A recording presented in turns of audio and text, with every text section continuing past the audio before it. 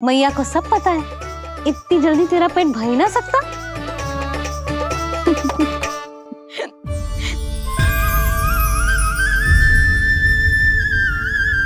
ये क्या है लल्ला? ये क्या था तेरे मुंह में, दिखा। ओहो, मैं तो भूल ही गया था कि मेरे भीतर ही तो सारी सृष्टि समाई हुई है। मैया ने उसकी झलक देख ली, अब क्या होगा? क्या हुआ यशोदा? सुनो जी, हमारे लल्ला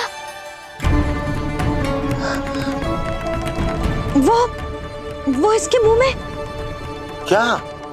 भूल जाओ ना मैया, कुछ नहीं था मेरे मुंह में। लल्ला मुंह खोल के बाबा को दिखा। अरे क्या देख रही है उसके मुंह में? अवश्य ही मेरा दृष्टि भ्रम होगा, किंतु ऐसा भ्रम। अरे बताओ ना यशोदा, या फिर मुहूर्त शीघ्र ना बताने की बात का प्रतिशोध ले रही हो तुम? ना ऐसी बात ना है। तो फिर बताओ ना क्या बात है? हा? मैंने लल्ला के मुंह में कुछ देखो। क्या देखो? अब फंस गया मैं। मैया बाबा को सब कुछ बता देंगी और राय का पहाड़ बन जाएगा। फिर कैसे संभालूंगा इन दोनों को? ऐसे लगो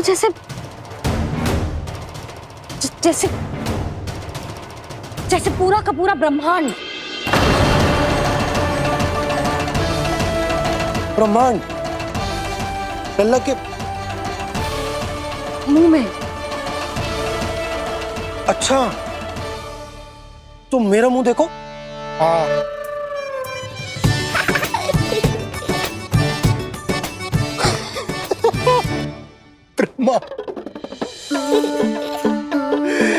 यशोदा, मुझे पता था आप मेरा उपहास उड़ाओगे। अरे नहीं, तुम देखो तो सही।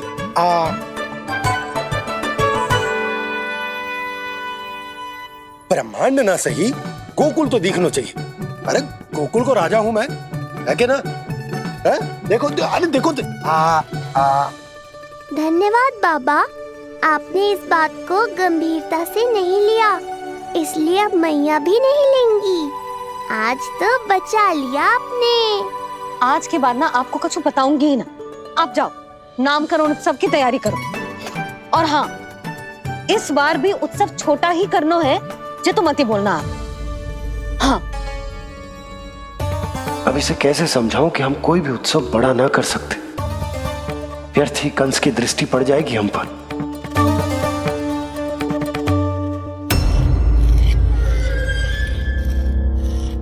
लगता है आपके सैनिक और तलवार दोनों की धार कुंद पड़ गई है महाराज। महाराज, मुझे भय था कि कहीं ऋषि गर्ग मुझे श्राप ना दे दे।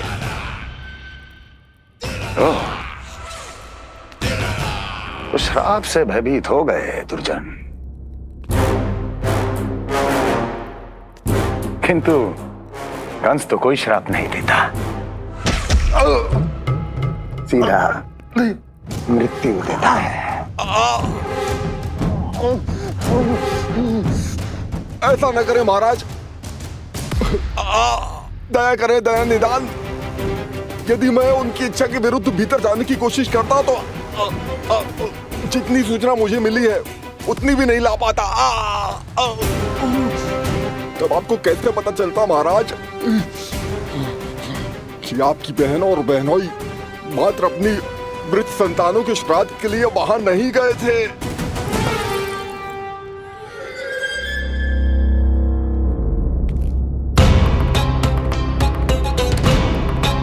आगे बोलो।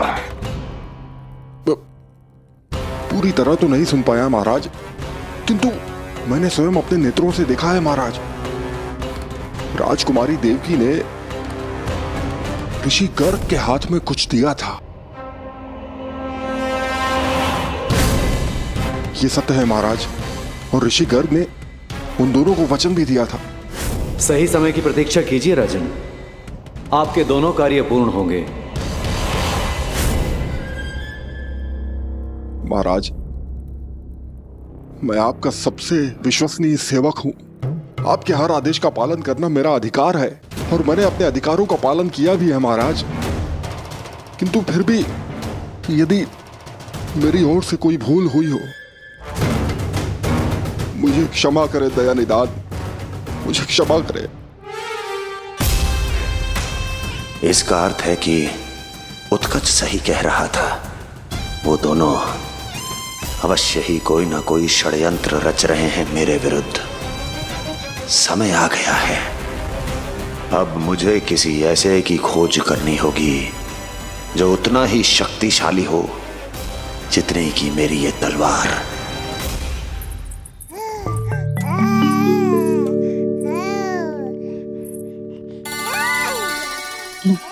अभी से पुकारने लगो जी, अभी तो आई हो रसोई में।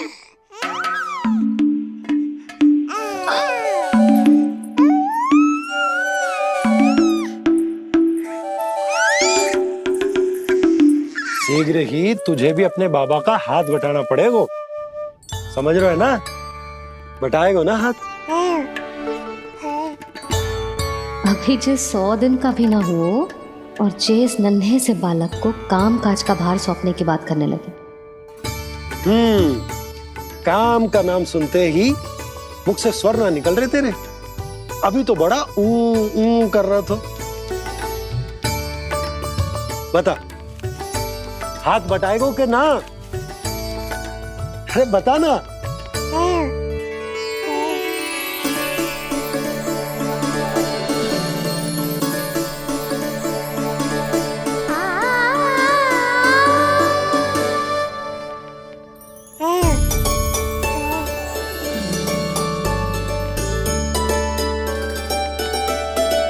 कल तू पूरा 100 दिन को हो जाएगा लल्ला। पंडित जी आएंगे, तुझे नया नाम मिलेगा। देखो तो मन में तो इनके भी कितना उत्साह भरो है, बस दृष्टि में मैं ही आती हूँ। और कल तुझे वो नाम मिलेगा लल्ला जिससे पूरा संसार तुझे पहचानेगा।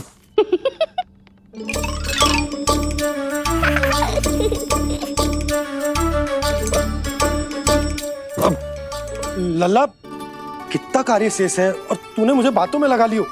मुझे क्यों फंसा रहे हो बाबा? छुपाने की कोई आवश्यकता ना है।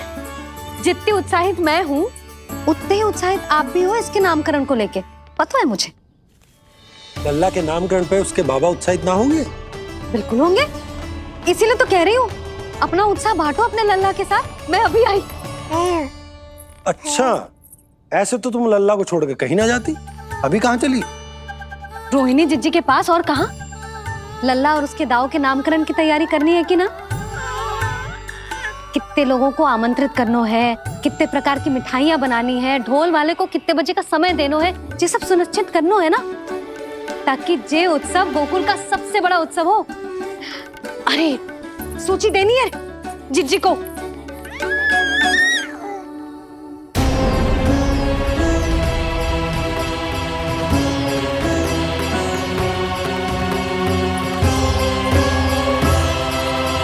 सबकी कोई आवश्यकता ना है।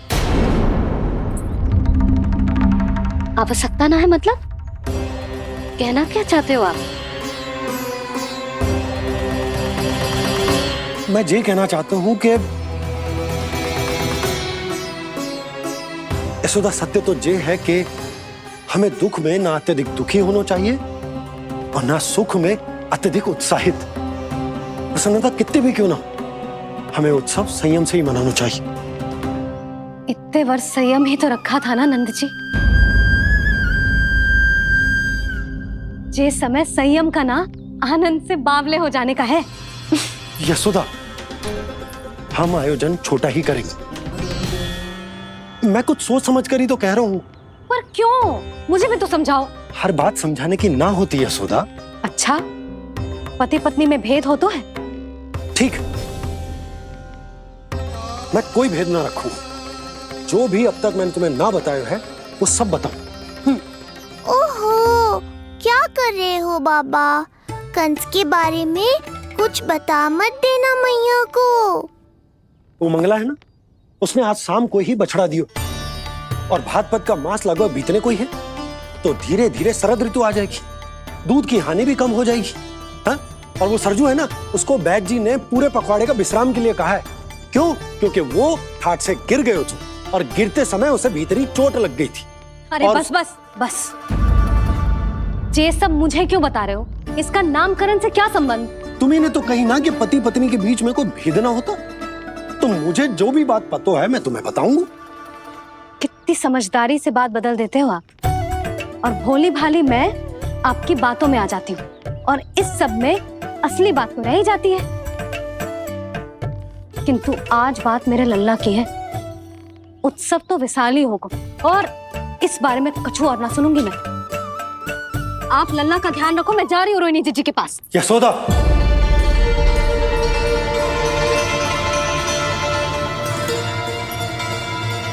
बात केवल सुनने की ना होती, उसे समझना भी पड़ता है।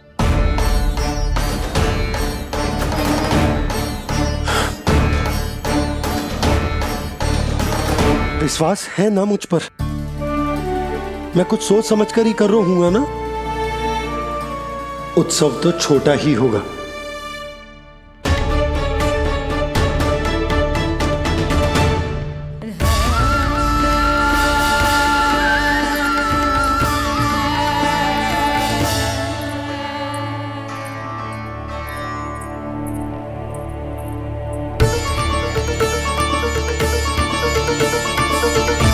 क्षमा करना लल्ला, तेरी मैया को डांटना पड़ गया। आपको मेरी सुरक्षा की चिंता है बाबा, समझता हूँ मैं, इसलिए आपने ये निर्णय लिया है। समझ में नहीं आता, कब कौन सा निर्णय क्यों लेते हैं आप? यदि कंस को समझना इतना आसान होता तो कंस नहीं होता।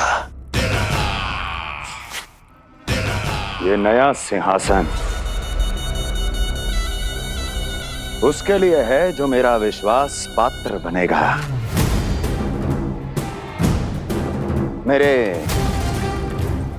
दाहिने हाथ की तरह मेरे मन के सबसे निकट होगा वो।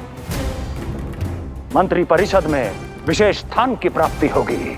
मेरे बाद पूरे राज्य के लिए उसी का वचन होगा। शासन। किंतु ये अधिकार केवल उसे प्राप्त होगा जो मेरी परीक्षा में उत्तीर्ण होगा। मेरा सबसे महत्वपूर्ण कार्य करेगा वो। इसलिए जाओ, कह दो सभी बाहुबलियों को, महाबलियों को, दैत्यों को, दानवों को, प्रेतों को, पिशाचों को, सभी को यह सूचना दे दो ना ना ना ना, सूचना नहीं, चुनौती दो कि यदि साहस है तो आए, मेरी परीक्षा में उत्तीर्ण हो और इस सिंहासन पर बैठने का अधिकार प्राप्त कर ले। जाओ। और हां, ये अवश्य कहना कि केवल वही आए जिनके हृदय में साहस का ज्वालामुखी धधकता हो, जिनकी तलवारें पर्वतों का सीना चीरने को व्याकुल हो, जिनकी संकल्प शक्ति इतनी दृढ़ हो कि मृत्यु से टक्कर ले लें। कायर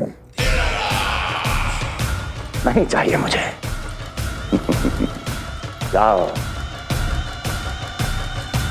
महाराज, आप जिसे भी ये विशेष पद देंगे, भविष्य में यदि वही हमारे शीश पर बैठ गया तो क्या करेंगे आप? पहले ऐसा कोई योद्धा सामने तो आए अस्ति, जो उस विष्णु के अवतार का संहार कर सके।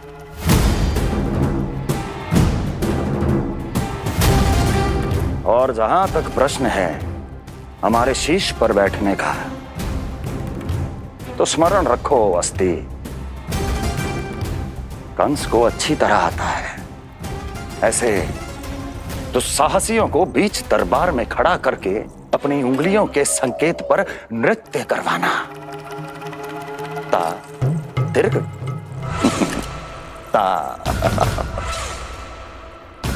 और अपना कार्य सिद्ध होने के बाद उनके तन से उनके शीश को उतारना कंस को भली भांति आता है।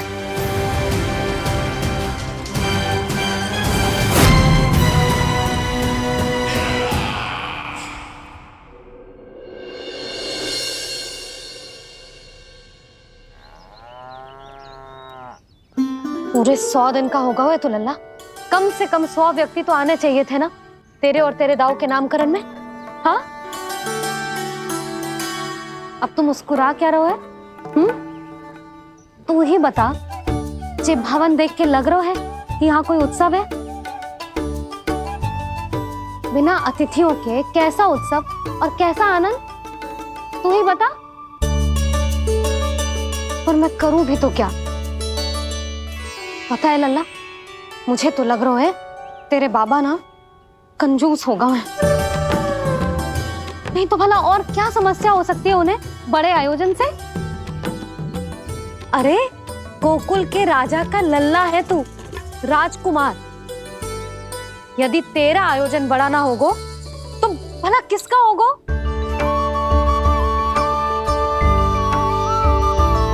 मेरी ही भूल है, मैं भोली हूं, इसीलिए व्यर्थ में तेरे बाबा की बातों में आ गई। मैं भोली हूं ना, व्यर्थ में उनका कहा मान गई। किंतु अब ना मैं कोई मांग रखूंगी, ना मैं उनसे बात करूंगी। और कहे देती हूँ लल्ला, सावधान जो इस बार तू बीच में आया तो। हाँ नहीं तो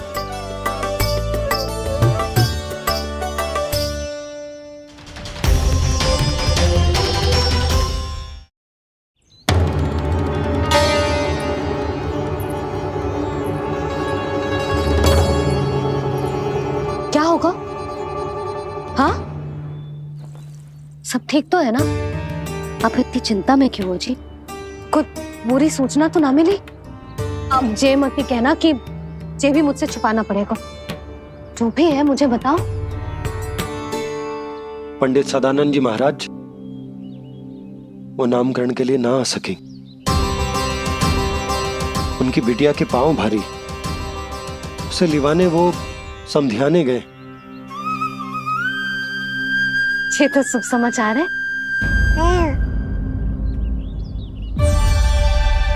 किंतु मेरे लल्ला का नामकरण अब वो सही मुहूर्त पे कैसे होगा? वही तो समझ ना आ रहा। ऐसे मन छोटा करने की आवश्यकता नहीं है मैया बाबा। आप दोनों तो स्वागत की तैयारी करो, आ रहे हैं वो।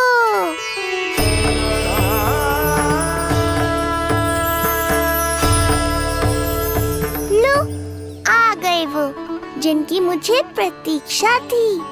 आप दोनों व्यर्थ ही चिंता कर रहे थे।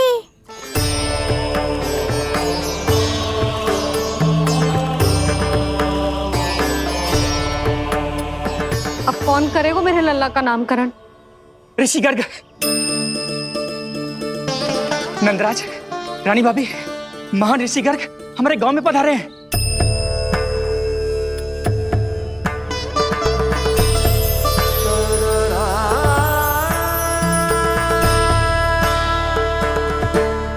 ऋषि गर्ग गोकुल में? हाँ नंदराज, और कह रहे थे उन्हें यादव राज वासुदेव जी ने भेजो है रानी जी के पास। अरे तो तुम लोग खड़े खड़े क्या देख रहे हो? जाओ उनके सत्कार की तैयारी करो। जी यशोदा, उनके स्वागत की तैयारी करो। सुनो जी, वो तो यादवों के कुलगुरु है ना, रोहिणी जीजी के यहाँ आए हैं, हमारे यहाँ आएंगे। आप देखती जाओ मैया, वो सीधे हमारे घर ही आएंगे।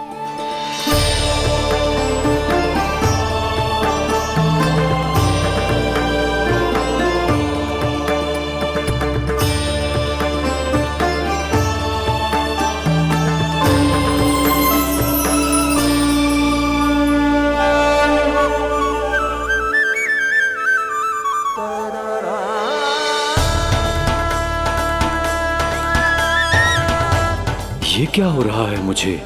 मैं उस भवन की ओर क्यों बढ़ा जा रहा हूँ? क्योंकि आपके यहाँ आने से ही मेरी मैया बाबा की चिंता समाप्त होगी ऋषिवर। ये बात तो मैं न जानता, परंतु मुझे जाकर उनको स्वागत करना चाहिए।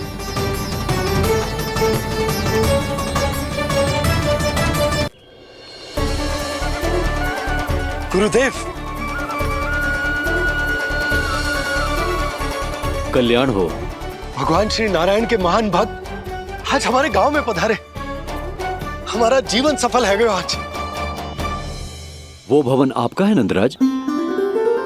आपके शुभ चरण पड़ेंगे तो हमारा जय भवन पवित्र हो जाएगा। इतने बड़े ऋषि अगर हमारे घर पधारेंगे तो हमारे तो भाग्य ही संवर जाएंगे। मैया आपके दर्शन को तरस रही है ऋषिवर। संकोच मत कीजिए, अब आ भी जाइए। पधारिए गुरुजी। न जाने क्यों मेरे पांव अपने आप ही आपकी भवन की तरफ जाने को व्याकुल है नंदराज। पधारिए गुरुदेव, आइए।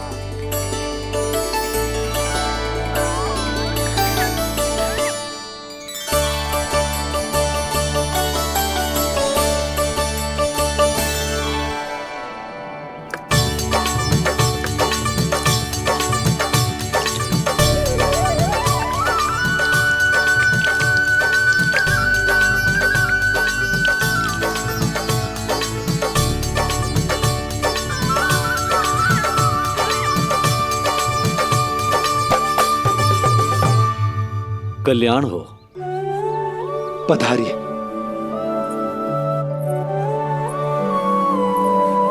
आया तो था मैं रानी रोहिणी के भवन में, पर पता नहीं कैसे यहाँ खींचा चला आया।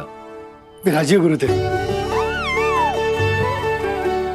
महाराज, आप इसे भी रोहिणी जिज्जी का ही घर समझिए। मैं अभी बुला कर लाती हूँ। महाराज, ये हमारा सौभाग्य है कि आपने यहाँ आना स्वीकार किया। कहिए, क्या सेवा करूं मैं आपकी? मुझे आपके भाई वासुदेव ने भेजा है नंदराज।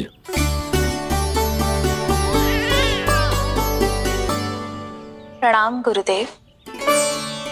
स्वामी जी ने आपसे इतनी दूर आने का आग्रह किया है। अवश्य ही कोई बड़ा कारण होगा। कारण तो है। आपके पुत्र का नामकरण करने आया हूं मैं यहाँ।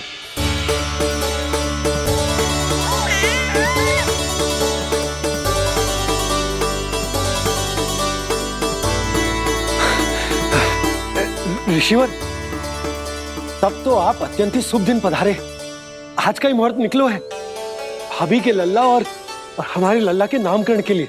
परंतु पंडित जी गांव से बाहर है, इसीलिए आप। अब तो आप यहाँ आ गए हो, आप हमारे भी लल्ला का नामकरण कर दो ना।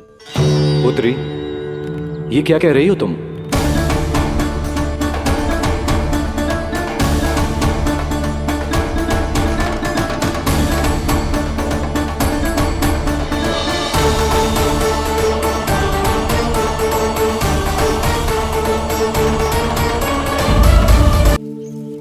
आप हमारे भी लल्ला का नामकरण कर दो ना। पुत्री, ये क्या कह रही हो तुम? विनती कर रही हूँ, और मेरी जे आग्रह अस्वीकार मत ही करो। आप दोनों भाइयों का नामकरण एक साथ हो जाएगा।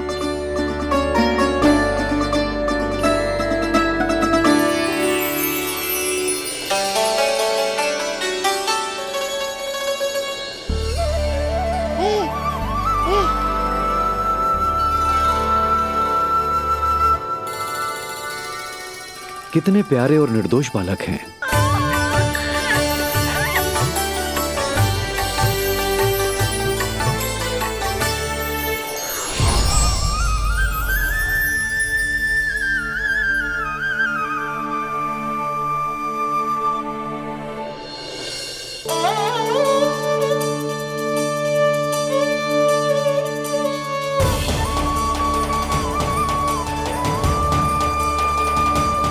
इन दोनों को देखकर गुरुदेव की आंखों में आंसू क्यों आ गए?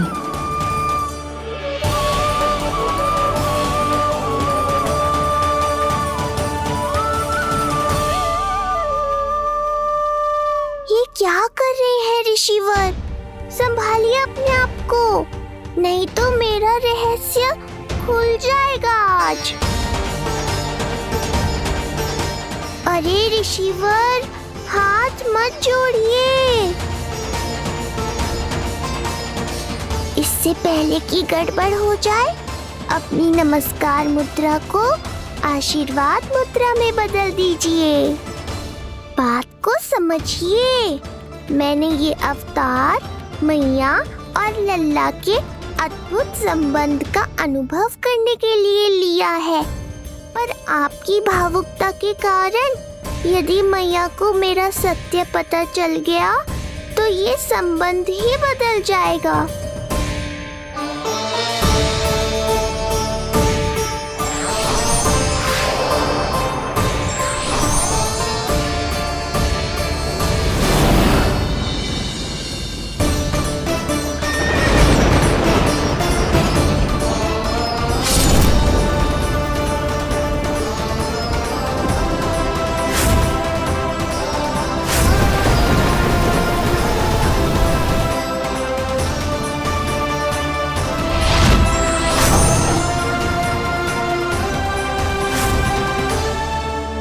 अब आप सब कुछ जान चुके हैं ऋषिवर, इसलिए अब मेरे सामने हाथ जोड़कर मेरे सत्य को उजागर मत कीजिए।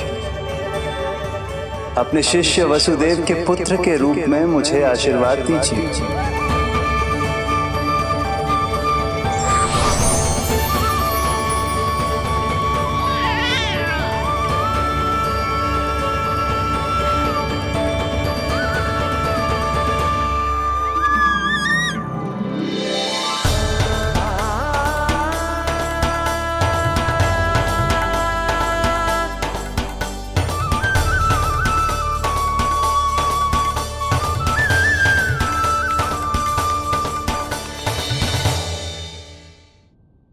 ऋषिवर, आप मौन क्यों हैं? और आपकी आंखों में आंसू, सब कुछ ठीक है ना? अब तो आप हमारे लल्ला का नामकरण करोगे ना? इन दोनों का नामकरण करना मेरा सौभाग्य होगा पुत्री।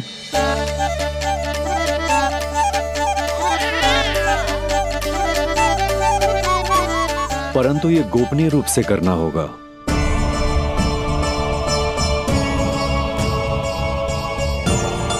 अवश्य ही स्वामी का आग्रह होगा, ताकि कंस की बुरी दृष्टि हमारे पुत्र पर ना पड़े। ये तो बहुत महान ऋषि हैं, इन्हें कंस के अत्याचारों के बारे में अवश्य पता होगा। अपनी संतान का नामकरण संस्कार करना एक मां के लिए उत्सव से कम नहीं होता है, पर यह छुपकर करना होगा। आप दोनों को स्वीकार तो है ना? जैसी आपकी आज्ञा गुरुदेव। स्वीकार है गुरुदेव। तो फिर कहाँ करना है हमें नामकरण का प्रबंध? गुरुदेव, मंदिर सही रहेगा? उससे पवित्र स्थान तो हो ही नहीं सकता है। ऋषिवर, आप तनिक विश्राम कीजिए, हम लोग प्रबंध करते हैं। मैं कुछ समय इन बालकों के साथ व्यतीत करना चाहूंगा। ये तो इनका सौभाग्य होगा। हमें आज्ञा दीजिए।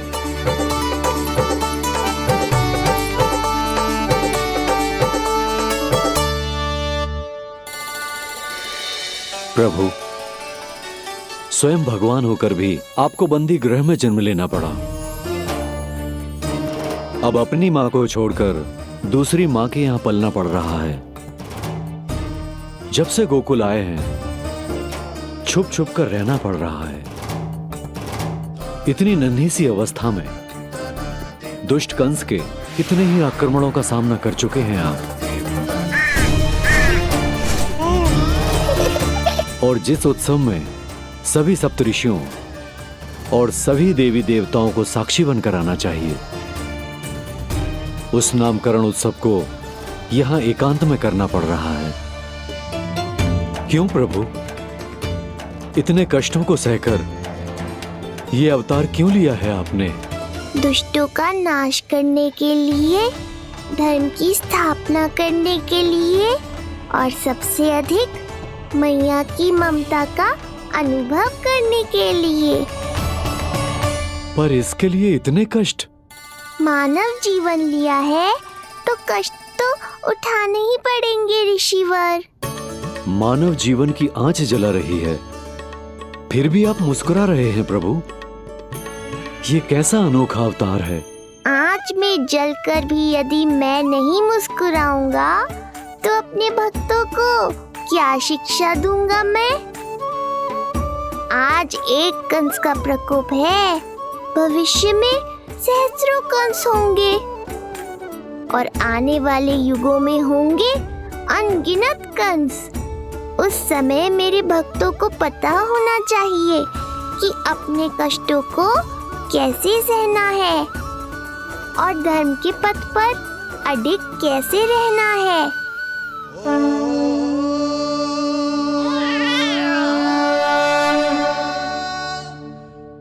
आप धन्य हैं प्रभु। देखा अस्ति, जब सिंह दहाड़ता है तो वन के सभी जीव जंतु इकट्ठे हो ही जाते हैं। वो सब जो मेरा विश्वास पात्र होने का अधिकार और ये सिंहासन पाना चाहते हैं, सामने आए।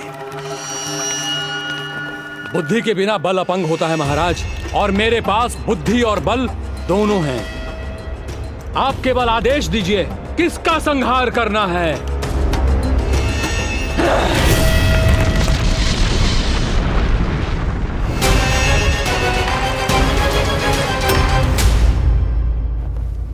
सारी तैयारी हो गई। बोलो। आप गुरुदेव को बुला लो, मैं रोनी जीजी और बालकों को ले आती हूँ। यशोदा, तुम रुष्ट तो ना हो ना मुझसे? मैं भला रुष्ट क्यों होने लगी? नहीं, तुम जो उत्सव बड़े धूमधाम से करना चाहती थी और बहुत प्रसन्न हूँ मैं कि हमारे लल्ला का नामकरण स्वयं ऋषि गर्ग पूरे विधि विधान से कर रहे हैं। मैं समझ गई, उत्सव बड़ा हो या ना हो, प्रसन्नता बड़ी होनी चाहिए।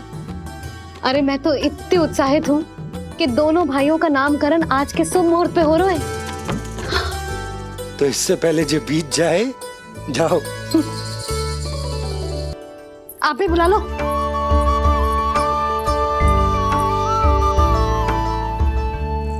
यहाँ सब के सब एक से बढ़कर एक है, तो फिर अपने कार्य के लिए किसका चुनाव सबसे पहले करूं?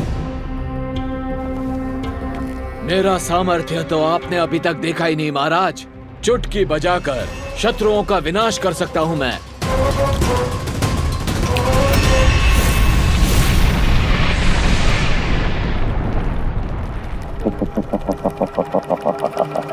वाह! किंतु आपने तो बताया ही नहीं कि करना क्या है। वध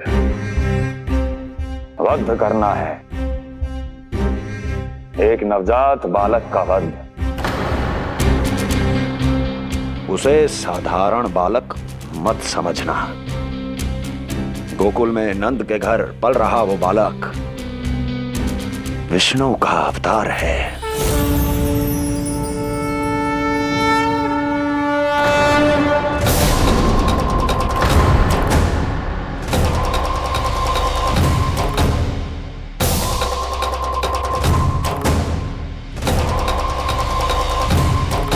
क्या हुआ? इतना सन्नाटा क्यों छा गया? क्षमा कीजिए महाराज, पर मैं नन्हे बालकों के साथ हिंसा नहीं करता। विष्णु अवतार बड़ा छलिया है महाराज, मैं उसका मुख भी नहीं देखना चाहता।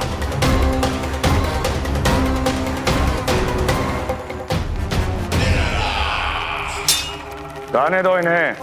वैसे भी इस सिंहासन के लिए मुझे कायरों की कोई आवश्यकता नहीं।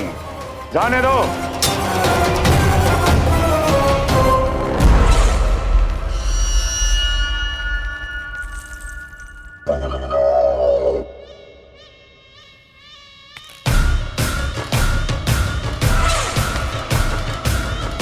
दुर्जय,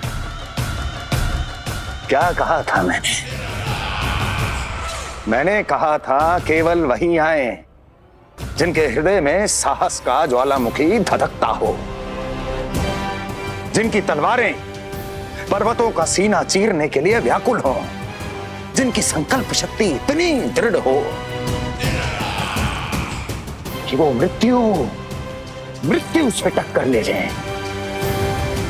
वही होगा इस सिंहासन का असली अधिकारी।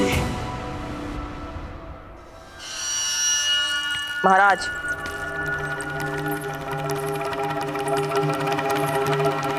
ना तो आपके दिए इस सम्मान का कोई मूल्य रह गया है और ना ही आपके भय का। अभी आपने ही कहा था ना कि जब वन में कोई सिंह दहाड़ता है तो उस वन के सभी जीव जंतु एक जगह एकत्रित हो जाते हैं, परंतु उसी वन में जब कोई बब्बर सिंह दहाड़ता है तो वही जीव जंतु भय के मारे इधर उधर भागने लगते हैं। निश्चित ही वो बालक इन सब के लिए बब्बर सिंह बन चुका है। उसका भय हमारे साम्राज्य की नींव हिला रहा है महाराज।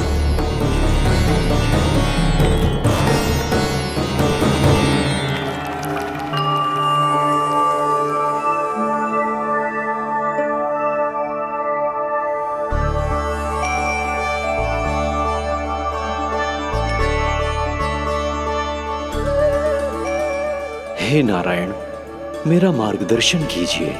हे मां सरस्वती, मुझे आशीर्वाद दीजिए ताकि मैं दोनों बालकों के लिए सर्वोत्तम नामों का चुनाव कर पाऊं।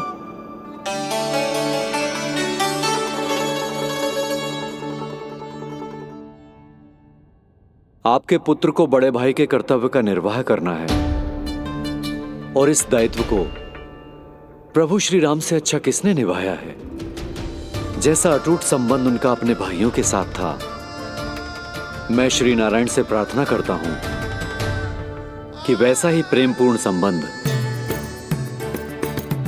इसका भी अपने छोटे भाई के साथ हो।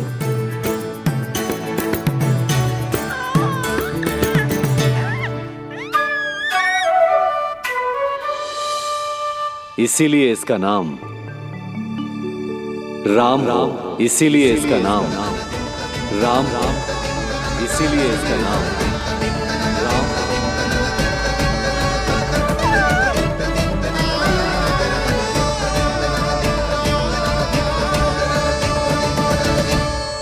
बड़े भाई में आदर्श, न्याय, संकल्प बल के साथ साथ शारीरिक बल भी होना चाहिए। मैं देख पा रहा हूं ये बालक इन सब बलों के लिए जाना जाएगा। इसलिए जो नाम इसके व्यक्तित्व के लिए सबसे उचित है वो है बलराम, बलराम, बलराम।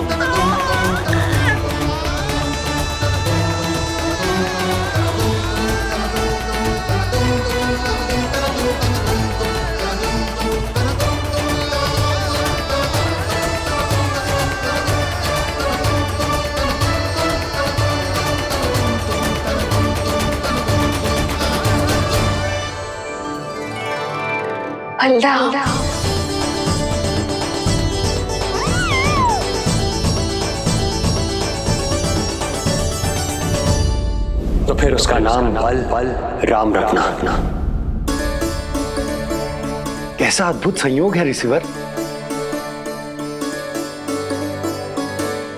जब इसके जन्म की सूचना देने मैं वसुदेव भैया के पास मथुरा गया था तब उन्होंने भी यही नाम रखा था, बलराम। ये संयोग नहीं, नारायण की इच्छा है नंदराज।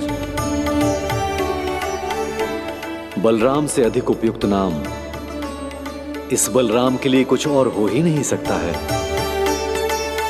पर मैं तो दाऊ कहकर ही बुलाऊंगा इन्हें, बलदाऊ।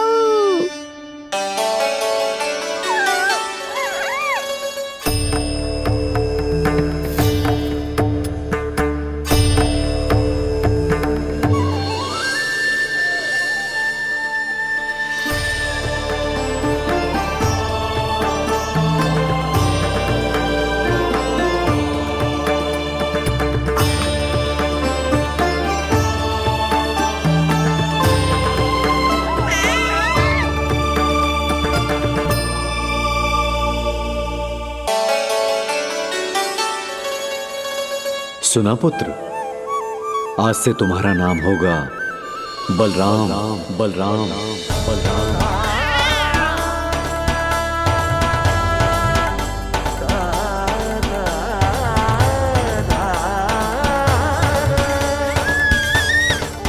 गुरुदेव, कितना अद्भुत नाम दिया है आपने इसे।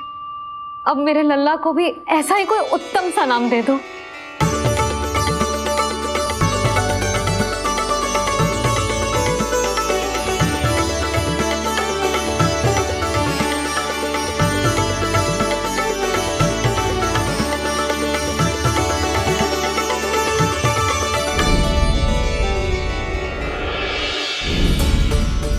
ये कठिन दायित्व आपने ही मुझे सौंपा है प्रभु, इसे निभाने की क्षमता भी आप ही दीजिए।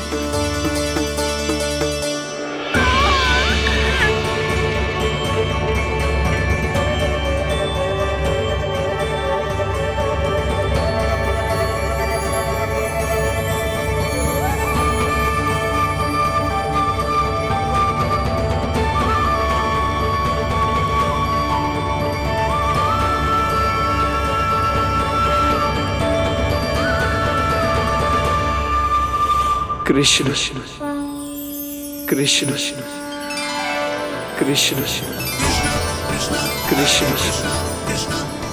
कृष्ण कृष्ण।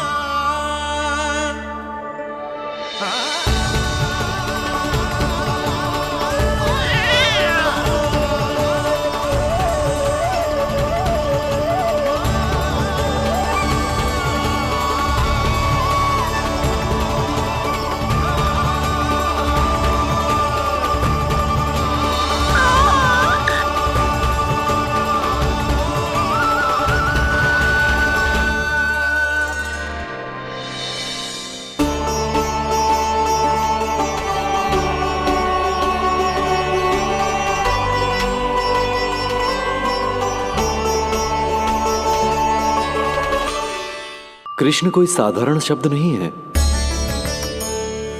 ये अनेक विशेषताओं से भरा हुआ है। क बना है कमलकांत से, अर्थात वो जो श्रीपति विष्णु जैसा हो।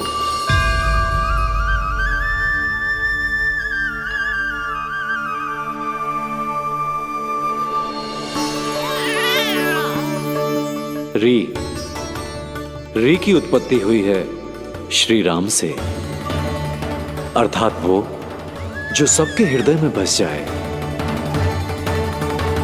श ऐश्वर्य के स्वामी विष्णु के लिए, अर्थात वो जो समृद्धि लेकर आए।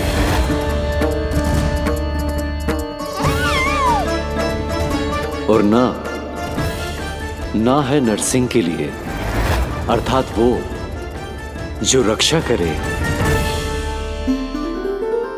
और अंत में आकार की मात्रा सूचक है अग्निदेव का, अर्थात वो जो स्वयं तप कर सबको पवित्र कर दे।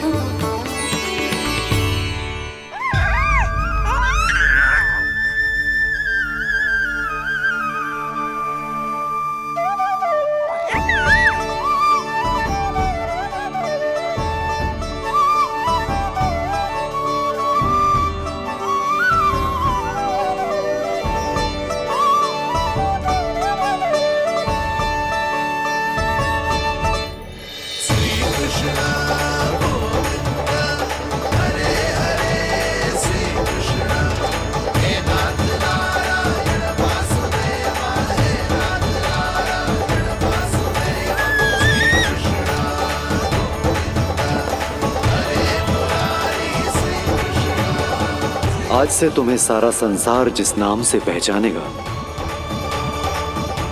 वो नाम है कृष्ण। वो नाम है कृष्ण। वो नाम है कृष्ण। वो नाम है कृष्ण। कृष्ण कृष्ण कृष्ण कृष्ण कृष्ण कृष्ण कृष्ण कृष्ण कृष्ण कृष्ण कृष्ण कृष्ण कृष्ण।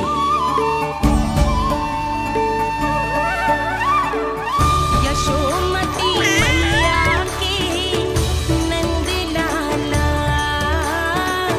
यशोमती मैया की नंद लाला।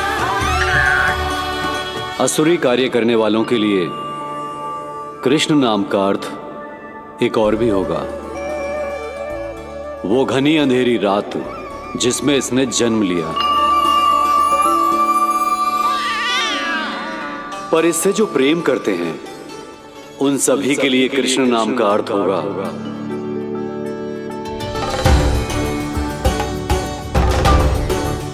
अतुलनीय सुंदरता और अथाह प्रेम।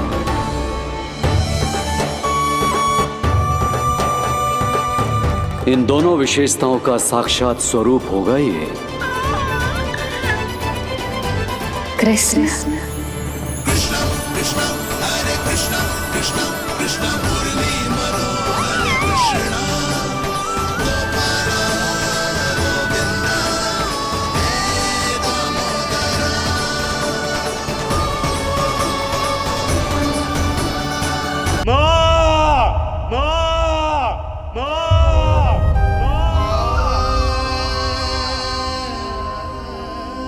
इस घटना से केवल नर और नारायण ही भावुक नहीं हो गए थे, बल्कि बैकुंठ में बैठे श्री हरि की आंखों में भी आंसू आ गए थे।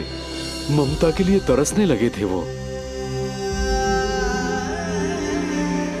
इसीलिए उनके इस अवतार का मुख्य उद्देश्य है मां की ममता का अनुभव करना। यही कारण है कि ये सत्य आपको रानी यशोदा से छुपाना ही होगा नंदराज।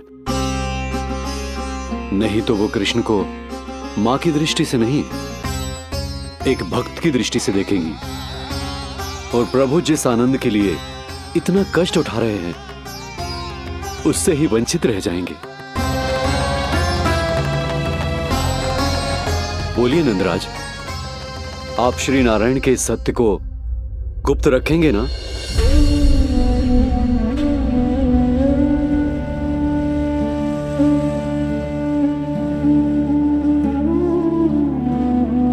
प्रभु ने मुझे कैसी दुविधा में डाल दिया है गुरु। यशोदा से तो ये सत्य मैं छुपा भी लूंगा, परंतु स्वयं से कैसे छुपाऊंगा? और बाबा होने को सुख, उसको अनुभव कैसे कर पाऊंगा? जो हो रहा है और जो भी होता है सब उनकी ही इच्छा से होता है नंदराज। इसलिए आगे का मार्ग भी वही दिखाएंगे। अब मैं चलता हूं नंदराज। राजा वसुदेव और रानी देवकी नामकरण के बारे में जानने के लिए व्याकुल हो रहे होंगे।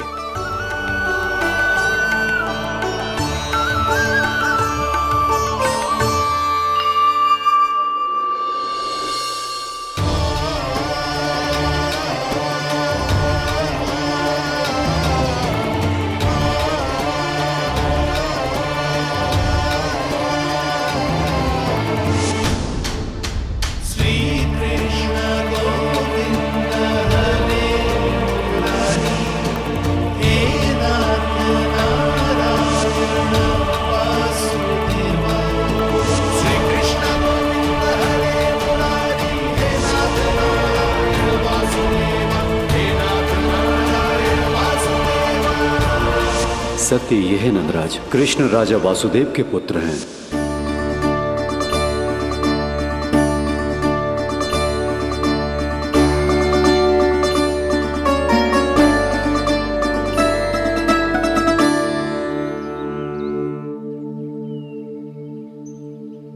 नंदराज, अपने आप को संभालिए और शांत चित्त से घर लौटिए। और हां, स्मरण रखिए कि प्रभु ने आपको बहुत ही बड़ा उत्तरदायित्व सौंपा है, आपको उसे निभाना ही होगा।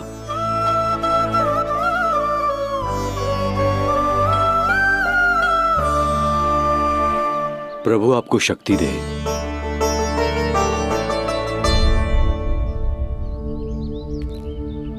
आप बहुत सौभाग्यशाली हैं नंदराज, जो प्रभु आपके घर पल रहे हैं। उनके बारे में सोचिए जिनके यहां प्रभु ने जन्म लिया है। वो दोनों तो प्रभु की बाल लीलाओं से पूरी तरह से वंचित हैं।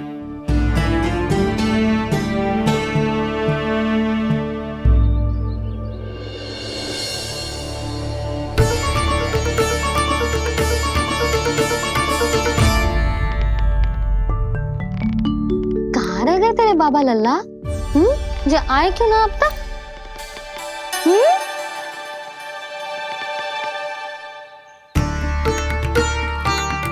मेरा लल्ला मेरा ना है, वो तो मेरे आराध्य नारायण का अवतार, और ये बात मुझे यशोदा से छुपानी।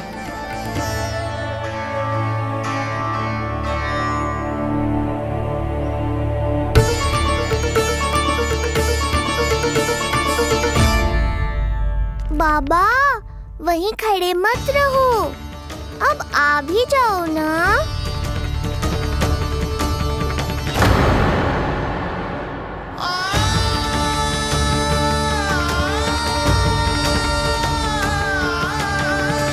एक पग भी आगे बढ़ाने का साहस ना हो रो मेरा।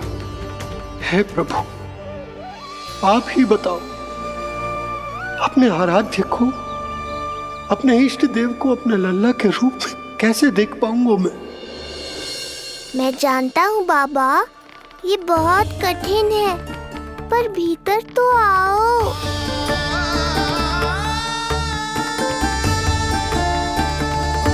अब आ भी जाओ बाबा, ऐसे बाहर कब तक खड़े रहोगे आप?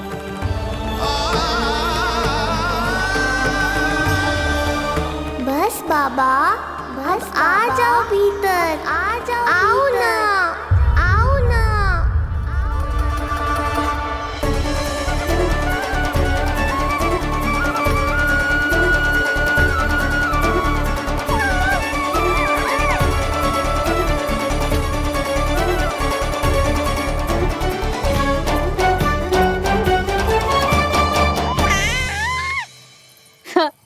समझो? जब तू इधर उधर भाग रहा होगा तो तुझे बुलाने के लिए मैं तुझे ऐसे पुकारूंगी, कृष्ण। और जब तू शैतानी करेगो ना लल्ला, मैया को तंग करेगो, तो मैं तुझे क्रोध में ऐसे बुलाऊंगी, कृष्ण। हाँ। इसे सत्य पतो ना है, इसीलिए कितनी अच्छी तरह से मैया होने का कर्तव्य निभा रही है, पर मैं अब बाबा होने का कर्तव्य कैसे निभा पाऊंगा?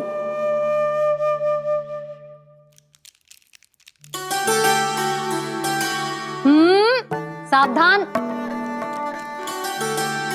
इतनी अच्छी लगी तुझे बाबा की दीजे माला, कि मुंह में ले लियो तूने? मुंह में लेने की वस्तु ना है लल्ला। जैसे यशोदा आपको एक मैया की तरह सीख दे रही है, मैं आपको बाबा की तरह शिक्षा कैसे दे पाऊंगा प्रभु?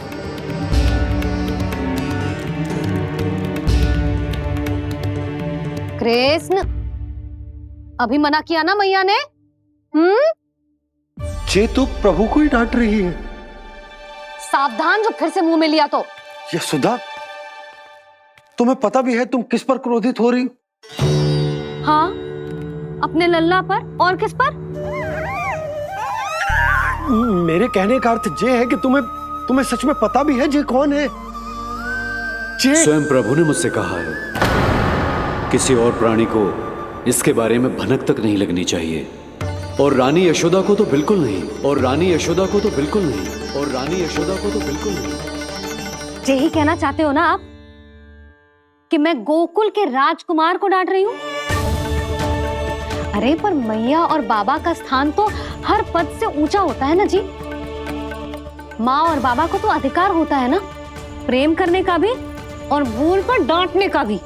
बस यही बात आपको समझनी है बाबा, फिर सब पहले जैसा हो जाएगा।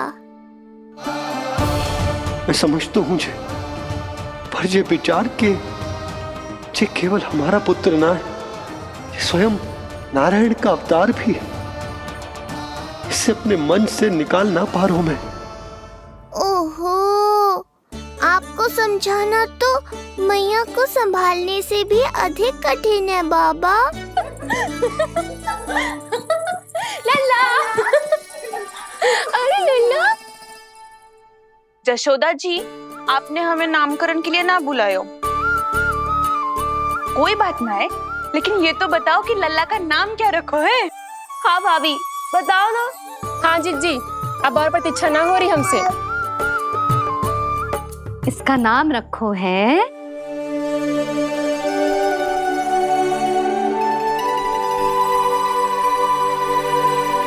कृष्ण। कृष्ण? कृष्ण बहुत प्यारा नाम है, लेकिन थोड़ा कठिन है। मैं तो इसे किशन बुलाऊंगी। सही कहो, मैं भी इसे प्रेम से किशन ही कहूंगी। क्यों किशन? मेरे लिए तो जे किसना है।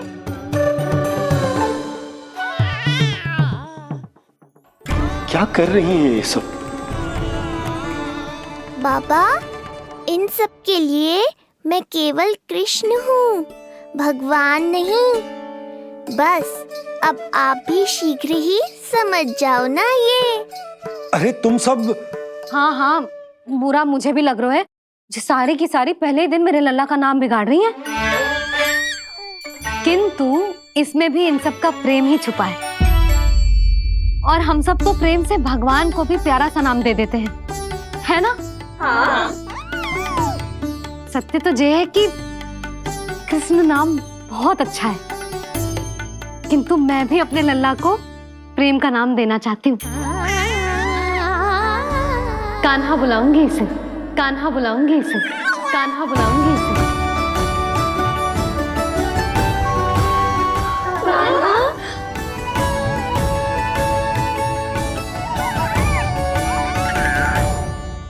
कान्हा, अनोखी ध्वनि, सहज सा मीठा। मैं भी इसे कान्हा ही पुकारूंगी।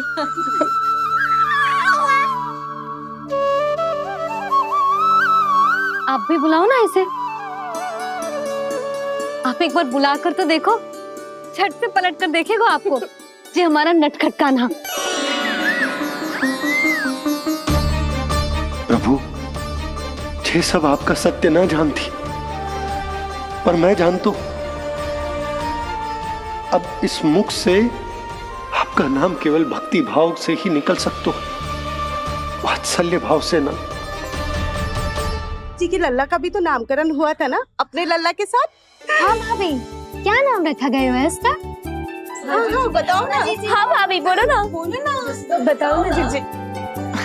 ना, देखो, एक मैया से उसके लल्ला का नया नाम बताने का आनंद मैं ना छीन सकती। यदि तुम सबको कान्हा के दाऊ का नाम जानना है तो चलो सबके सब रोहिणी जीजी के पास। हाँ, सही कहो, सही कहो।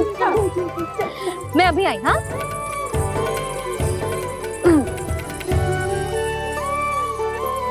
सुनो जी, आप लल्ला को संभालो, मैं अभी आई। रोहिणी, मैं कैसे? ये प्रभु, लल्ला जी क्या मैं कर रहे हो? क्या हो गया आपको? मैं शीघ्र ही आ जाऊंगी। यशोदा, मुझसे दूर कब तक रहोगे बाबा?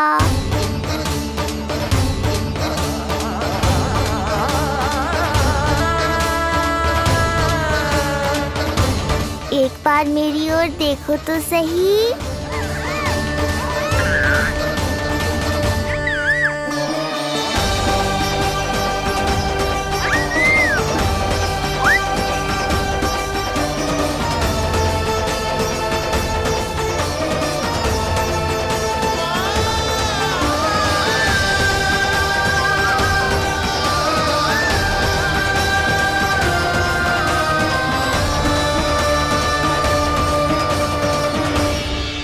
प्रभु, मुझे दुविधा में डालकर आप मुस्कुरा रहे हो। ये कैसी परीक्षा है?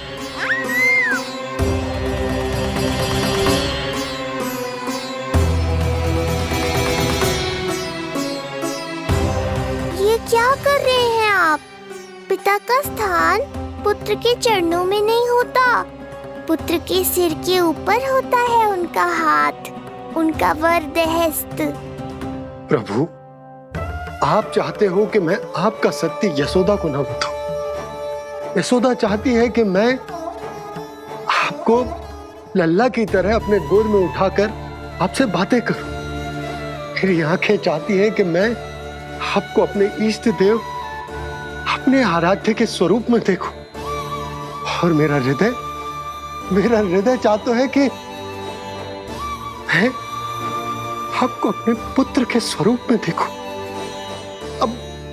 अब आप ही बताओ प्रभु, अब मैं इस परिस्थिति में क्या करूं? मुझे कुछ समझ में ना आ रहा। आप ही का आश्रय है प्रभु। आप ही को सहायता करनी होगी। आप ही बताइए कि किस प्रकार एक भक्त अपने भगवान को अपने लल्ला के स्वरूप में देखे, उसे अपने हाथों में उठाए, उसे खिलाए, उसके साथ बातें करे, कैसे वो उसका लालन पालन करे अपने पुत्र के स्वरूप में। प्रभु, मुझे कुछ समझ में ना आ रहा। सहायता करो प्रभु। चिंता मत कीजिए बाबा, आपके सभी प्रश्नों का उत्तर शीघ्र ही मिलेगा आपको।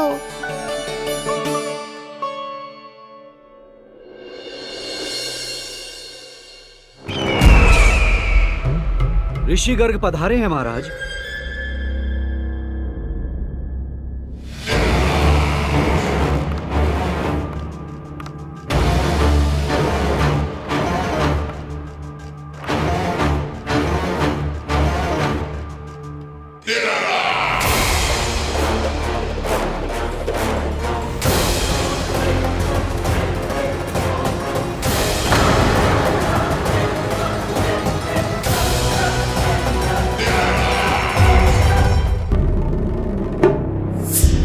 तो महान मथुराधीश कंस के दरबार में ऐसे सम्मान होता है ऋषि मुनियों का?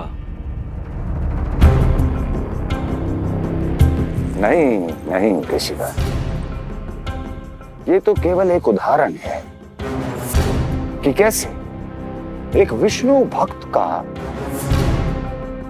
सम्मान नहीं किया जाना चाहिए। तब तो अच्छा ही है। मैं यहां तुमसे सम्मान की अभिलाषा लेकर नहीं आया हूं। मैं यहां देवकी और वसुदेव से भेंट की इच्छा लेकर आया हूं। क्यों? मेरे विरुद्ध कोई षड्यंत्र रचना चाहते हो? जो सदैव दूसरों के विरुद्ध षड्यंत्र करता है, उसका संपूर्ण जीवन इसी भ्रम में बीतता है कि सारा संसार उसके लिए षड्यंत्र कर रहा है। परंतु अन्य व्यक्तियों के पास इससे भी अत्यधिक महत्वपूर्ण कार्य होते हैं करने के लिए। यह महत्वपूर्ण कार्य करने की आपकी यह इच्छा इस दरबार में पूर्ण नहीं होगी ऋषिवर।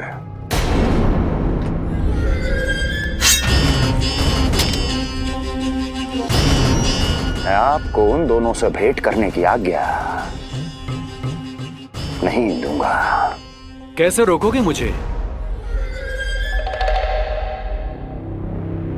कैसे?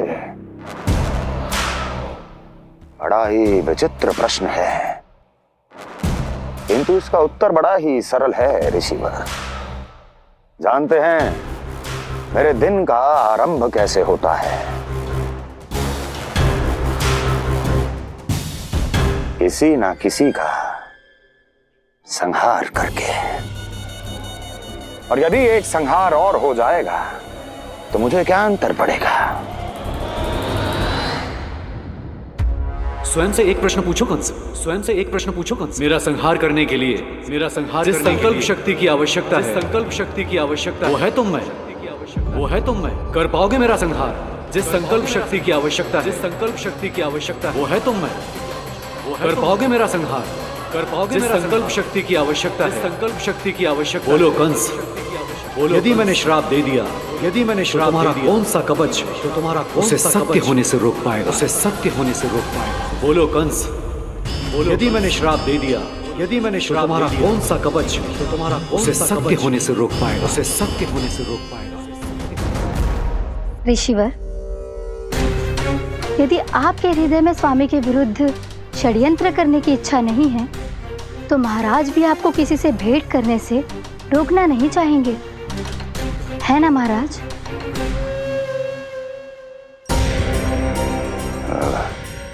हाँ,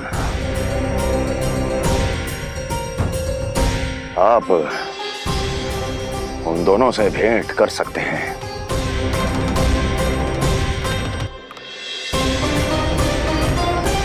दुर्जन, इन सब पर दृष्टि रखो। अब सब कुछ सुनकर आना, सब कुछ, कुछ भी छूटना नहीं चाहिए। जाओ।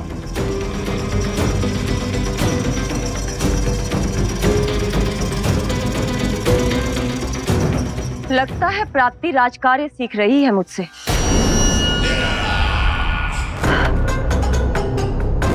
उचित समय पर सही सुझाव दिया तुमने प्राप्ति।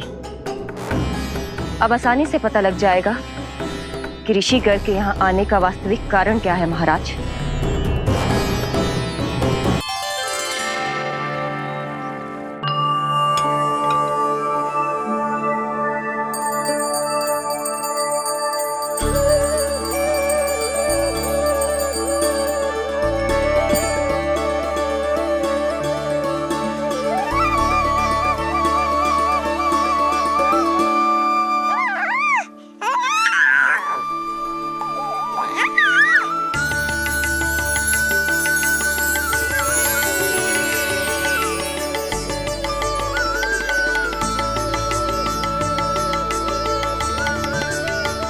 स्वयं नारायण मेरे घर में है तो ये फूल उनके चरणों में क्यों चढ़ा रहा हूं? चेक तैयार होगा मेरा लल्ला। किंतु बुरी दृष्टि वाला टीका लगाना तो भूल ही गई तेरी मैया। अभी आ।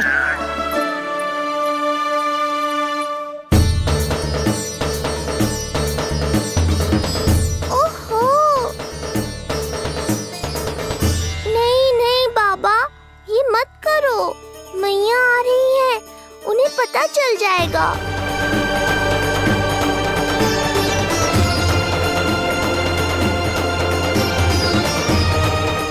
ये फूल तो आपके चरणों के लिए ही बने हैं प्रभु, इन्हें स्वीकार करें। बाबा, ये सत्य मैंने आपको अपना साथ देने के लिए बताया था, अपने आप को फंसाने के लिए थोड़े ना।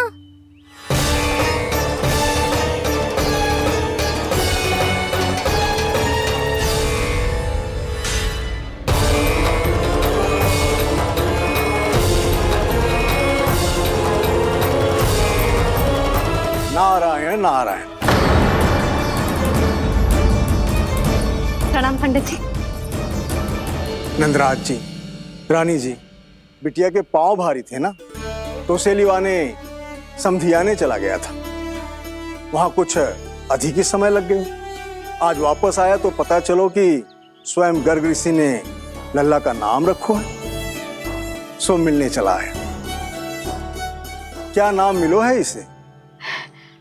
उन्होंने लल्ला का नाम कृष्ण रखो है, उन्होंने लल्ला का नाम कृष्ण रखो है।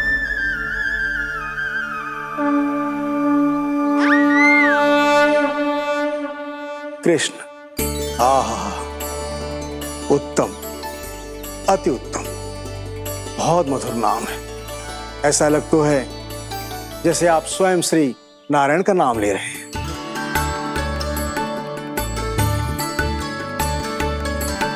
स्थिति को और गंभीर मत बनाओ पंडित जी, आपको तो बाबा के प्रश्नों का उत्तर देना है। एक बार मेरी ओर देख लो, आपको स्वयं ही पता चल जाएगा कि आपको इस समस्या को कैसे सुलझाना है।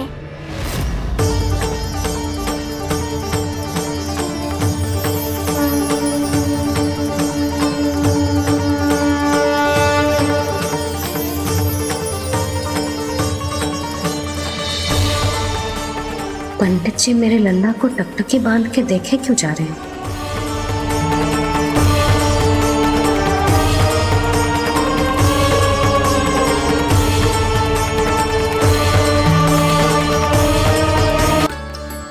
स्थिति को और गंभीर मत बनाओ पंडित जी।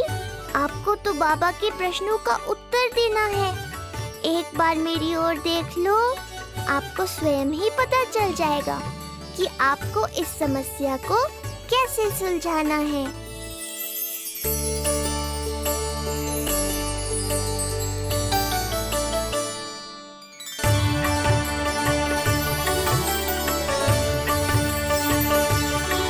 क्या हुआ पंडित जी?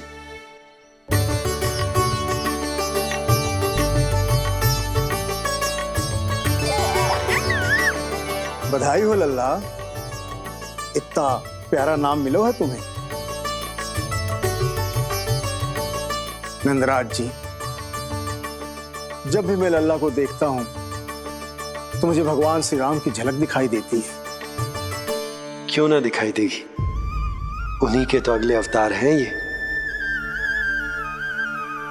कभी कभी तो मन में विचार आता है कि एक वो भी समय था जब भगवान इस धरती पर अवतार लेते थे और हम मानव के बीच में घूमते फिरते खाते पीते थे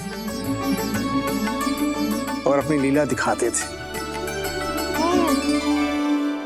मुझे तो लगता है पंडित जी कि कितने भाग्यवान थे महाराज जनक और महारानी सुनैना। उन्होंने माता सीता को जन्म न दियो और महारानी कैकई जिन्होंने प्रभु राम को जन्म न दियो, फिर भी उनके पालन पोषण का सौभाग्य प्राप्त हुआ उन्हें। कल्पना करो पंडित जी, कितने पुण्य अर्जित किए होंगे उन्होंने पिछले जन्म में। कितनी तपस्या की होगी कि जिनकी गोद में सारा संसार है वो श्री नारायण और माता लक्ष्मी उनकी गोद में खेले।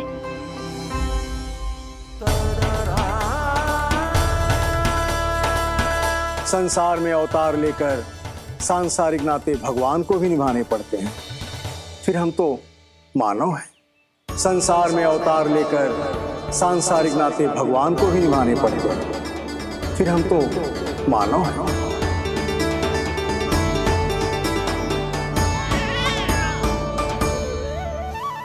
जो हो रहा है और जो भी होता है सब उनकी ही इच्छा से होता है नंदराज, इसलिए आगे का मार्ग भी वही दिखाएंगे। तो आपने मुझे मेरे प्रश्नों के उत्तर दिला ही दिए।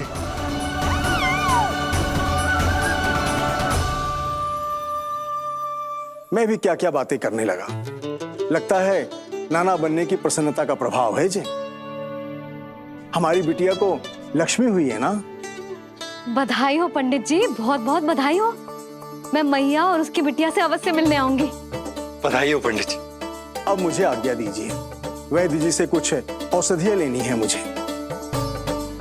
नारायण नारायण।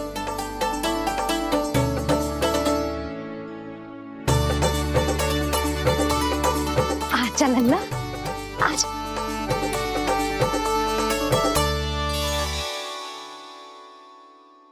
लक्का टीका। सुनो जी, तनिक कान्हा को संभालो, मैं यूं गई और यूं आई।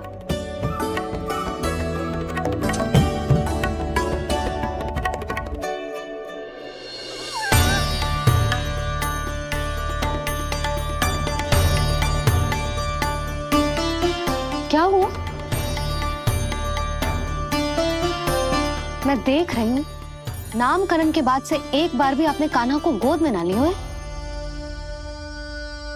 सब ठीक है ना? हाँ, सब ठीक है। अब सब ठीक। लो मेरा लल्ला।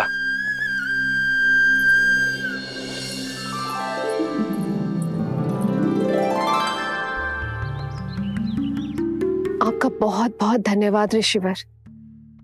यादवों का कुलगुरु होने के नाते ये तो मेरा कर्तव्य था पुत्री। मुझे क्षमा कर दे लल्ला। कुछ समय के लिए मैं अपने कर्तव्य से भटक गया था। सब कुछ पूरे विधि विधान से संपन्न हुआ है।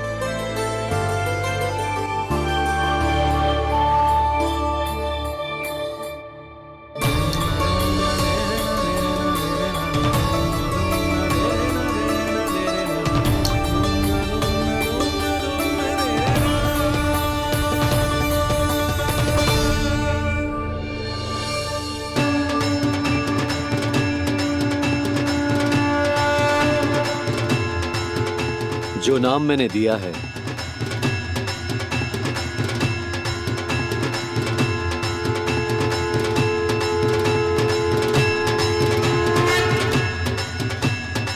आप मुझे क्षमा कर दो बाबा, मैंने आपको इतनी दुविधा में डाल दिया।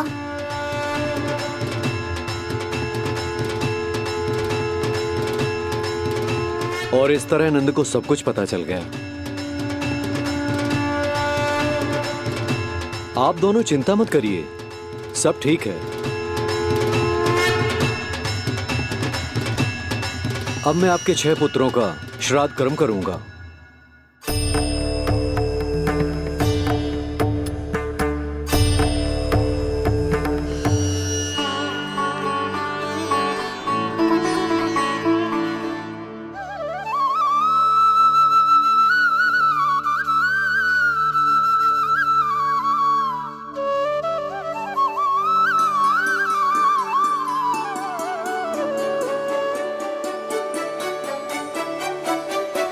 कान्हा,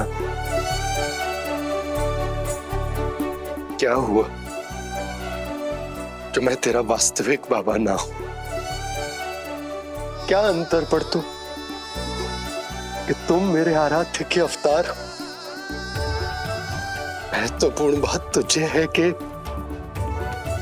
मुझे तुम्हारे साथ मुस्कुराने को, तुम्हें खिलाने को, तुम्हारा ध्यान रखने को,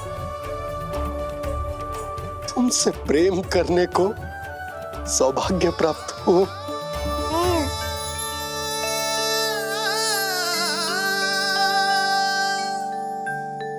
बाबा, सत्य जानने के बाद अब आपको केवल प्रेम ही नहीं करना है, मुझे डांटना भी है जब मुझसे कोई भूल हो जाए या मैं कोई शरारत करूं।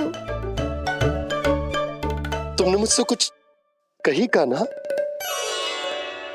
पर ये सब जानने के बाद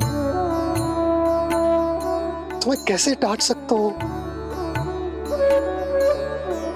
बताओ ना कि कैसे मैं तुम्हें ये कहूं? वो सब आप मुझ पर छोड़ दो बाबा, शीघ्र ही जीवन की माया आपको अपने प्रभाव में ले लेगी और आप ये सब भूल जाओगे।